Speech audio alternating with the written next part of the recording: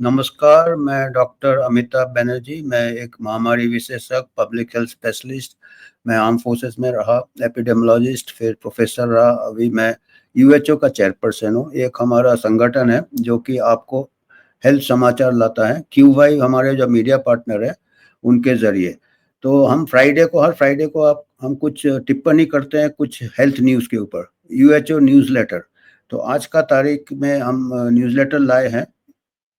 आज 4 अप्रैल।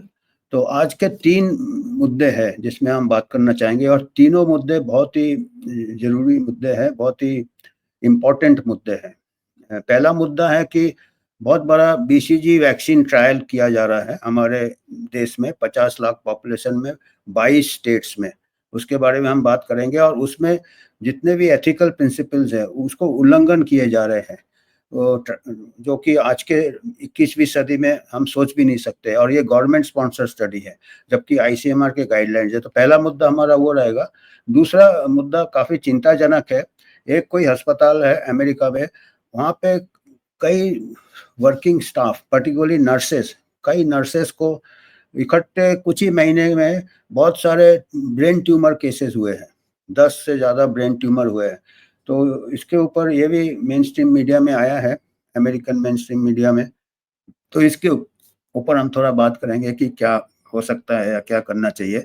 और तीसरा मुद्दा है कि हमारे देश में भी एमआरएनए वैक्सीन आ रहा है। हम तो महामारी के टाइम तो हमारे देश में एमआरएनए वैक्सीन को इजाज़त नहीं मिला था। और अब की जब पूरे दुनिया में पता चल रहा है कि कुछ-कुछ शायद दुष्प्रभाव हो रहे हैं, जैसे मायोकार्डाइटिस, तो अभी आ रहा है एमआरएनए वैक्सीन के बारे में कोई ग्रांट दिया है अमेरिकन डॉलर्स में। और वो एक ऐसे बीमारी के लिए आया है कि जो कि किसी एंगल से हमको तो नहीं लगता कि बहुत बड़ा पब्लिक हेल्थ प्रॉब्लम है। निपा वायरस, तो निपा वायरस के एमआरएनए वैक्सीन के ऊपर थोड़ी बातचीत हम करेंगे। तो पहला मुद्दे पे हम आते हैं कि एक बीसीजी वैक्सीन ट्रायल हो रहा है। बीसीजी वैक्सीन हमारे शायद 50 साल से है, जो कि ट्यूबरकुलोसिस के लिए प्रिवेंशन करने का ये करता है, दावा करता है। पर इसका ट्रायल हो चुका है 1960 से 87 तक ट्रायल हुआ है इसका। चिंगलपट ट्रायल कहते हैं। चिंगलपट ट्रायल में भी बीसीजी वैक्सीन का जो बहुत अच्छे तरीके से रैंडमाइज कंट्रोल ट्रायल किए थे, हमारे पब्लिश लिटरेचर में पाया गया है कि इंडिया में बीसीजी वैक्सीन का कोई प्रभाव नहीं है। टीबी के रोकथाम में इसका कोई असर नहीं है, ज़ीरो एफिकेसी। फिर भी चल रहा है बीसीजी वैक्सीन, बच्चे को देते हैं। कहते हैं कि सीवियर टाइप्स ऑफ ट्यूबरकुलोसिस बच्चों में बचाता है, वो भी 20% प्रोटेक्शन बोलता है। तो देखा जाए तो ये वैक्सीन एक प्रकार से फेल हो गया है हमारे इंडिया में। पर अभी हमको फिर से बीसीजी एडल्ट में बूस्टर ट्रायल चल रहा है, कि उनका कहना है कि शायद हो सके कि बूस्टर से शायद काम कर जाए। एक तो ये बात ही समझना थोड़ा मुश्किल हो जाता है कि जो वैक्सीन फेल होके एस्टेब्लिश हो गया है, उसके ऊपर आप इतना बड़ा ट्रायल कर रहे हो, जहाँ पूरे 22 स्टेट्स में एडल्ट पॉपुलेशन में ट्रायल कर रहे हैं। कहते हैं कि शायद एडल्ट में बूस्टर देंगे तो शायद काम करे, शायद नहीं करे। तो शायद में इतना बड़ा इन्वेस्टमेंट हो रहा है। चलो ठीक है, यहाँ तक भी ठीक है, चलो ट्रायल कर लो, शायद फ़ायदा देखा जाएगा, इसीलिए आप पर इसमें सबसे बड़ा क्या है कि इसमें एथिकल, जो कि कुछ हमारे कानून होते हैं, कुछ हमारे एक उसूल होते हैं ट्रायल के, जो कि अपना ह्यूमन राइट्स को प्रोटेक्ट करता है, उसके सब वायलेशन किए जा रहे हैं। ये main stream times of India का न्यूज़ है, बॉम्बे एडिशन का है। तो ये बॉम्बे में जो कुछ पॉपुलर लोगों को बातचीत किया है, उसमें पता चला कि लोगों को बताया नहीं गया कि ये स्टडी है। लोगों को बताया गया है, कुछ लोगों को बताया गया है कि ये आपको ये ले लो टीका, और इससे क्या होगा कि आपको टीबी नहीं होगा। किसी को बोला कि आपको फिर दोबारा टीबी नहीं होगा। किसी को कोई डिटेल में बताया नहीं कि ये कोई स्टडी है, ये कोई इसके ऊपर ये हो रहा है। इनको कोई गलत पूरा डिटेल इन्फॉर्मेशन भी नहीं दिया, क्योंकि जो स्टडी के इवन आईसीएमआर के एथिकल गाइडलाइंस है स्टडी के, आपको पूरा इन्फॉर्म कंसेंट लेना, उनको बताना ये ट्रायल है, ये है, वगैरह वगैरह। तो इनको बताया कि ये आपको टीबी से बचाएगा, पूरा ये दिया है, उम्मीद दिया है कि टीबी नहीं होगा ये वैक्सीन लेने से। ऐसा तो नहीं है, पुराना ट्रायल है, टीबी का कोई असर नहीं हुआ। अभी आप ट्रायल कर रहे हैं देखने के लिए, असर हो भी सकता है, नहीं भी असर हो सकता। आप कैसे पार्टिसिपेंट्स को गलत इन्फॉर्मेशन दे सकते हो? उसको इन्फॉर्म कंसेंट लिया ही नहीं जा रहा है, और आप एक इंटरवेंशन दे रहे हो जिसके साइड इफेक्ट्स हो सकते हैं, उसके बारे में डिटेल बताया नहीं आपने। फिर इनको जब पूछा गया हेल्थ वर्कर को, उन्होंने बताया कि हम अगर ये बता देंगे तो लोग पार्टिसिपेट नहीं करेंगे। ऐसा थोड़ी होता है, ट्रायल में लोग के पूरे इन्फॉर्म कंसेंट से होता। तीसरे ने ये बताया, एक कोई हेल्थ हेल्थ पर्सनल ने बताया कि हमको टारगेट दिया गया था कि इतने लोगों को एनरोल करना ही है, जैसे तैसे आप करो। और अगर हम इतना डिटेल हम बताने को, हमको प्रोटोकॉल वगैरह हम एक किसी सीनियर इन्होंने दिया कि इनका कोई हमारा एथिकल कमेटी कोई नहीं, ऐसा नहीं होता। कोई एथिकल कमेटी नहीं है तो कोई भी एथिकल कमेटी से क्लियरेंस लेना चाहिए। तो कोई भी एथिकल कमेटी इतने सब, और हमको इतना ताज्जुब होता है कि ये गवर्नमेंट एजेंसी ऐसे ट्रायल कर रहा है। अभी तक तो हम लोग कहते हैं कि चलो फार्मा कंपनी शॉर्टकट मारता है, ये मारता है, वो मारता है। ये गवर्नमेंट कैसे कर रहा है? क्या government officials are under the influence of pharma company? और टारगेट क्यों दिया है? और एक ऐसा वैक्सीन जो कि, जबकि टीबी की दवाइयाँ हैं, आप पहले कहते हैं भाई ये इसका तो वायरस है, इसका कोई दवाई नहीं, इसमें वैक्सीन, इसका तो अच्छा ट्रीटमेंट है।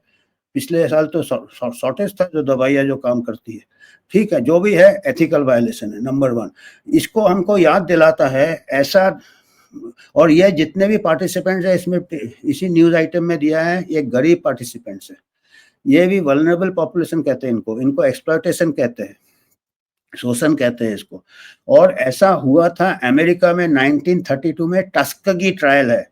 टस्कगी ट्रायल अमेरिका में क्या हुआ था, जो अफ्रीकन अमेरिकन है, जो कि डिस्क्रिमिनेटेड है, जो कि गरीब है, मार्जिनलाइज है, अनपढ़ थे उन लोग, उनको ऐसा ट्रायल किया था सिफिलिस का 1932 में अमेरिका में, वो भी गवर्नमेंट एजेंसी। तो मेरे को ये काफ़ी इसमें सिमिलैरिटीज दिख रहा है। अभी हम 21वीं सदी में अभी जाके जब आईसीएमआर ने एथिकल गाइडलाइन बनाया है, हम इतने वायलेशन कर रहे हैं जो वायलेशन 1932 में अमेरिका में हुए थे, और वो भी गवर्नमेंट एजेंसी ने किया था।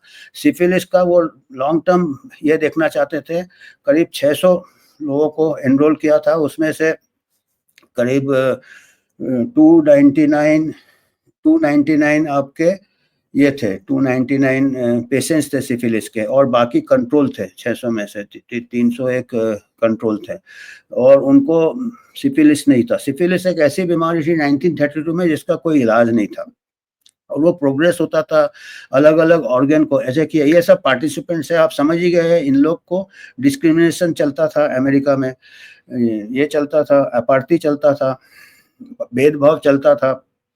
तो इनको गलत इन्फॉर्मेशन दिया था कि ये हम आपको टॉनिक दे रहे हैं, आपको हम ट्रीटमेंट कर रहे हैं, जबकि उस टाइम कोई सिफिलिस का ट्रीटमेंट है। चलो ठीक है, उस टाइम सिफिलिस का ट्रीटमेंट नहीं था, और इनको फॉलो अप किया। 40 साल तक ट्रायल चलता रहा, 1972 तक। 1947 में पेनिसिलिन का आविष्कार हो गया था। 1947 में पेनिसिलिन ऐसा ड्रग था जो सिफिलिस का गेम चेंजर था। 100% क्योर रेट था, सिफिलिस को आगे नहीं बढ़ने देता था।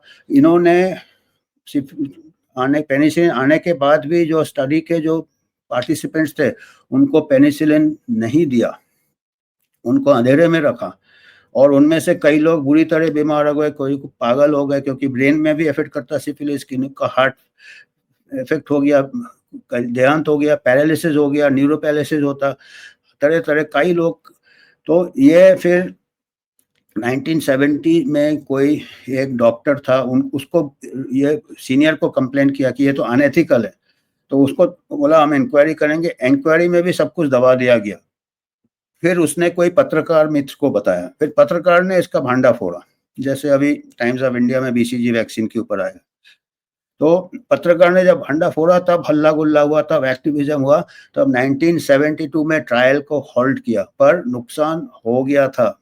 कुछ कम ही पार्टिसिपेंट जिंदा बचे थे, और इतना ये ट्रस्ट चला गया, पब्लिक ट्रस्ट चला गया, लोगों को पब्लिक हेल्थ के ऊपर ट्रस्ट चला गया, गवर्नमेंट पब्लिक हेल्थ के ऊपर ट्रस्ट चला गया कि हम उसी दिशा में हम भी जा रहे हैं क्या।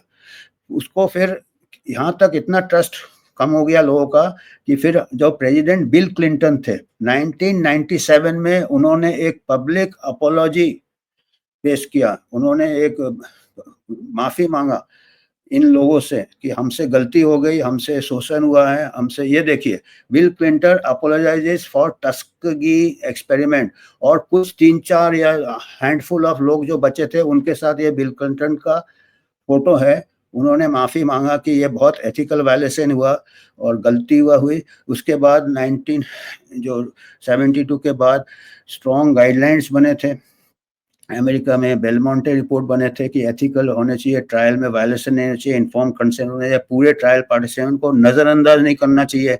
इतना सब हुआ है। हमारा आईसीएमआर का एथिकल गाइडलाइंस है 224-25 का लेटेस्ट है, मार्जिनाइज पॉपुलेशन एक्सप्लॉइट नहीं करना, वल्नरेबल पॉपुलेशन। और अभी ये ट्रायल अभी कैसे हो रहा है बीसीजी का, ये हमको ज़रा चिंता वाली बात है। ये हम सवाल पूछना चाहेंगे और हम इसको चाहेंगे कि इस पे ऊपर थोड़ा जांच किया जाए। नहीं तो हमारा कंट्री भी एक, हमारे लिए भी एक ये होगा, शर्म वाली बात होगी कि हम अभी ऐसे ट्रायल्स कर रहे हैं जो कि बिल क्लिंटन को अपोलोजाइज करना पड़ा था, हमारे नेता क्या कर रहे हैं। ऐसा ट्रायल पेपर में आ गया, फिर भी किसी को कोई ऐसा आवाज़ नहीं उठ रहा है। तो ये पहला मुद्दा था। दूसरा मुद्दा है कि हमारे इसमें यूएसए से कुछ खबर आया है कि एक कोई अस्पताल है जहाँ पे 10 नर्सेस को ब्रेन ट्यूमर, या आखिरी में है प्रभात, ये पहला अभी नर्सेस वाला बताइए। हाँ, ये nurses Massachusetts hospital, growing number of cancer cases among staff. तो ये कुछ कैंसर केसेस हो रहे हैं और ब्रेन ट्यूमर में उनमें से कुछ कैंसर है, कुछ नॉन कैंसर है। और काफ़ी नर्सेस का स्टेटमेंट आया है कि काफ़ी नर्सेस डर डर से नौकरी करने जाते हैं कि एक ही अस्पताल से, और वो एक ही फ्लोर में है। एक और ये मजे की बात ये है, एक आश्चर्य की बात ये है, आश्चर्य की बात है कि नर्सेस क्लेम टू हैव ये एक फिफ्थ फ्लोर में कुछ वजह है कि उसी फ्लोर में सब नर्सेस काम करती है, वहीं सबको ब्रेन ट्यूमर क्यों हो रहा है। ये मतलब हो सकता है इत्तेफाक हो, माने स्टैटिस्टिकल प्रोबेबिलिटी बहुत कुछ भी हो सकता है, पर इसको पूरा जांच करना चाहिए क्योंकि हो सकता है कुछ वातावरण में हो या कुछ इनको प्रोडक्ट मिला हो। तो जो दिया है, स्टेटमेंट दिया है, जो हॉस्पिटल अथॉरिटीज़ ने, उन्होंने पूरा जांच किया है। उनके पास सीडीसी का टीम आया, उनके पास एनवायरमेंट हेल्थ एक्सपर्ट्स आए, चारों तरफ उन्होंने देखा कोई एनवायरमेंटल हेल्थ रिस्क तो नहीं है कुछ। तो उन्होंने काफ़ी किया है और जांच अभी भी चल रहा है। और काफ़ी कुछ प्रोडक्ट्स भी अभी, जैसे महामारी के बाद कईयों को कुछ इंटरवेंशन दिया है, कुछ मेडिकल प्रोडक्ट दिया है, इसमें भी जांच होना चाहिए। पर ऐसा है कि अगर मेडिकल प्रोडक्ट दिया है तो पर इन्हीं फ्लोर में क्यों हो रहा है, क्योंकि मेडिकल प्रोडक्ट तो पूरे अस्पताल में दिया है और पूरे दुनिया में दिया है। तो ये कुछ लोकल प्रॉब्लम है क्या? एक तो लोकल प्रॉब्लम हो सकता है, दूसरा प्रॉब्लम क्या हो सकता है कि हो सकता है जो मेडिकल प्रोडक्ट दिया है कुछ पर्टिकुलर डिफेक्टिव बैच है क्या? क्योंकि ऐसा आया है, कुछ रिपोर्ट्स आए हैं कि कुछ बैच में कुछ डिफेक्टिव हो गए हैं। तो हम यूएचओ की तरफ से उम्मीद करते हैं कि जांच चलना चाहिए और पूरे हर पहलू को देखना चाहिए। और हमारे रजिस्ट्रीज जो है, कैंसर रजिस्ट्रीज, ट्यूमर रजिस्ट्रीज, हर देश में थोड़ा सतर्क ज़्यादा हो जाए। हमारे देश बहुत बड़ा लोग है, बहुत लोग है, बहुत जनसंख्या है, तो हमारे देश से भी डेटा जनरेट होना चाहिए। कैंसर रजिस्ट्री सतर्क हो जाए कि ऐसा क्यों हो रहा है रिसेंटली। कुछ लोग ऐसे स्पेकुलेट करते हैं कि कुछ टावर वावर ये वो, पर उसके लिए भी हमको शोध चाहिए, उसके लिए भी हमको जांच चाहिए। हम ऐसे स्पेकुलेशन में नहीं रह सकते कि इलेक्ट्रोमैग्नेटिक है या ये है, उसमें भी, क्योंकि जो सिस्टमेटिक रिव्यू हुए हैं, मैं देख रहा था 22 स्टडीज का सिस्टमेटिक रिव्यू हुआ है, कोई ऐसा स्ट्रॉन्ग एविडेंस नहीं है अभी तक कि इलेक्ट्रोमैग्नेटिक से है या है। तो पर इसमें कर रहे हैं, अच्छी बात है, रिसर्चर्स कर रहे हैं और शोध होना चाहिए। ये एंगल ओपन रखना, हर एंगल को ओपन रखना चाहिए। पर अभी आज के तारीख में हम दावे के साथ नहीं कह सकते हैं कि कुछ चीज़ें हो रही है जिसका कि हमको जवाब आसानी से नहीं मिल रहा है। जैसे कि थोड़े दिन पहले पूना में भी हुआ था, गिलेन बारो का 200 के ऊपर केस हो गए, जो कि लाख में एक को होता है। 2 महीने में 200 केस हो गए, तो उसका भी कुछ जवाब ज़िका है या डेंगू है या चिकनगुनिया है, जो इसका कि प्रकोप बहुत ज़्यादा था। उसमें भी मेडिकल प्रोडक्ट नहीं जम रहा है, क्योंकि वो तो पूरे दुनिया में दिया, खाली पूना में ही क्यों हो रहा है? पानी में कुछ है, उसका भी आया है कि कैंपिलोबैक्टर है, तो ऐसे कुछ मिस्ट्रीज हो रहे हैं, वी शुड बी इन्वेस्टिगेटेड। ये दूसरा समाचार है। तीसरा समाचार है फिर एमआरएनए वैक्सीन एक दूसरे दरवाजे से आ रहा है। हमारे महामारी के टाइम तो नहीं आया, अभी कोई अमेरिकन फर्म कुछ कितना बिलियन डॉलर, ये देखिए, Poona based Gennova biopharmaceuticals secures US dollars 13.38 million funding to develop Nipah virus vaccine. अभी देखिए, नीपा वायरस के बारे में थोड़ा बताना जरूरी है कि वैक्सीन उस चीज का ज्यादा, देखिए 13 मिलियन डॉलर कितना होता, बहुत पैसा होता शायद। और फिर एमआरएनए वैक्सीन बना रहे हैं इसके ऊपर, किसके अगेंस्ट? Nipah virus. नीपा फिर ये कहते क्या है? India where multiple Nipah outbreaks have been reported over the past 20 years। भाई, नीपा आउटब्रेक केरला में पिछला 2023 में हुआ था, 2 डेथ हुआ था केरला में नीपा वायरस का, 2। और हजारों लोगों को कांटेक्ट ट्रेसिंग किया था, कुछ नहीं मिला था, फैमिली मेंबर्स में भी कुछ नहीं, खाली 2 डेथ हुआ। हालांकि कहते हैं 40% 30% डेथ रेट, पर 2 ही डेथ हुआ, हजारों को किया। होता है, नीपा वायरस है। निपा वायरस जंगलों में होता है, जो चमगीदड़ होते हैं, फ्रूट बैट, वो उनमें होता है, वो रिजर्वायर है, वो फ्रूट को खाते हैं, पैरों में कुछ सैप, उसका कोई प्रोडक्ट खाता है, उनके गिरे हुए फ्रूट्स उनके साथ उनको होता है। उनको सतर्क कर दिया जाए तो शायद नहीं होगा, और खाली 2 ही डेथ हुए। उसके पहले 4, 8, 10, 50, 60 हुए होंगे। निपा वायरस सबसे पहले कहाँ से आविष्कार हुआ? 1999 में एक नीपा विलेज मलेशिया में नीपा विलेज हुआ, इसीलिए नीपा वायरस नाम दिया। नीपा विलेज में पाया गया था। उस टाइम क्या बैट्स में होते हैं, और कई बार सुअर लोग नीचे का खाते रहे थे, कचरा बचरा जंगल से, तो सुअरों में हो गया था, और करीब 200 आदमियों में हो गया था, इंसान में हो गया था। 200 में से 250 कुछ केस हो गए थे मलेशिया में, उसमें से 105 लोग का देहांत हो गया था। तो उस टाइम वो वाला मोर्टालिटी रेट काफी हाई था, 40-50% था। तो वो लेके अभी तक चल रहे। वो कब था? 1999 में। उसके बाद 2004 में बांग्लादेश में कुछ हुआ था निपा वायरस आउटब्रेक, शायद 11 डेथ हुए थे। फिर सिंगापुर में हुआ था, मलेशिया सिंगापुर 1999 में मलेशिया में हुआ था, फिर सिंगापुर में हुआ था, वहाँ भी कुछ 10-11, तो वहाँ मिला के 150-200 डेथ मलेशिया सिंगापुर में सबसे पहले हुआ था। अचानक आ गया था, कुछ ये नहीं था। उसके बाद बांग्लादेश में हुआ था, होता रहता बांग्लादेश में। 2004 से 2011 में कई आउटब्रेक्स हुए, उसमें करीब 11-12 ऐसे डेथ्स हुए। अच्छी बात नहीं है 11-12 डेथ। फिर हमारे इंडिया में भी होना चालू हुआ 2017-18। केरला में हर साल, लास्ट हमारे इसमें हुआ था, केरला में 2 डेथ हुए थे 2023 में। तो 1999 से लेके 2025 हो गया, टोटल 300 डेथ नहीं हुए पूरे वर्ल्ड में। लोग तो रोज मरते बेचारे, कोई भी डेथ ट्रेजेडी होता है, पर हमको ये देखना है किससे ज्यादा लोग मरते हैं। तो निपा वायरस और आम जनता को खतरा नहीं है, खाली जो ऑक्यूपेशन में जाते हैं, जो सावधानी नहीं लेते, और कुछ गरीब लोग क्या है, ये इसका शिकार भी करते हैं, फ्रूट बैट का, फ्लाइंग फॉक्स किसको कहते हैं, और उसका मीट भी खाते हैं। तो ये सब अगर अवेयरनेस फैलाएंगे तो हमारा खतरा मिनिमम हो सकता है निपा वायरस से। उसके लिए एमआरएनए वैक्सीन बनाना थोड़ा हमको अच्छा पब्लिक हेल्थ पॉलिसी नहीं लग रहा है। वैक्सीन उस चीज में प्रायोरिटी दे जो कि मेजर पब्लिक हेल्थ प्रॉब्लम आदम होता है। अगर फोकस्ड हो रहा है तो फिर वो जिनका ऑक्यूपेशन है उनको फोकस दे। अभी देखते हैं, वैक्सीन बना रहे हैं, अगर वो फोकस्ड है तो ठीक है, पर हमको यही चिंता है कि एक फॉल्स अलार्म ना कर दे कि चलो पूरे लगा दो, ये डिजीज में 2 केस हो गए, अभी पूरे 1 लाख लोगों को लगा दो, जैसे कि अभी किया है। अभी 1 लाख बच्चे को जापानीज एंसेफेलाइटिस का वैक्सीन लगा दिया पूना शहर में, जबकि ये होता ही नहीं है यहाँ पे। जापानीज एंसेफेलाइटिस होता है राइस फील्ड में, गाँव में होता है, और पूना एंडेमिक नहीं है। तो हमको यही लग रहा है 1 लाख अगर जेई का लगा सकते हैं तो 1 लाख निपा वायरस जब बन गया है तो वो ना लगा दे। हमको जरा सावधानी ये करना पड़ेगा। हमारे डेली ये देखिए बीच में 2023 में 2 डेथ हुए थे, हालांकि वो भी ट्रेजेडी है, पर उस सावधानी की पूरा स्कूल बंद कर दिया था डिस्ट्रिक्ट्स में, बैंक्स बंद कर दिए थे। तो हमको यही डर है कि एक बार वैक्सीन तैयार हो जाएगा तो सब कुछ लॉकडाउन न लगा दे। और केरला में पब्लिक हेल्थ बिल ले ही आए हैं जो कि पैंडेमिक टीटी जितना ही सख्त है।